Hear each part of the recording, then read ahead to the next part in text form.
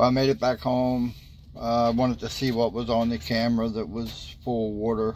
Like I said in the previous video, when I went to pull the cards, the camera had been spun around upside down, and it was full of water.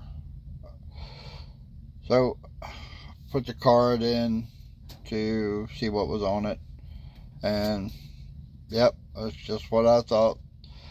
You watch the little video here, you'll see what turned it around, turned it upside down, and he opened it up enough that the water could get into it when it rained again. And there was about 80 videos after this of the ground with gray squirrels running underneath the camera. As you can see in the last part of the video, the camera's flipped over facing the ground, so it was only catching what was under the tree. But this will explain what it was, and a new video will be out on Monday. Thank you.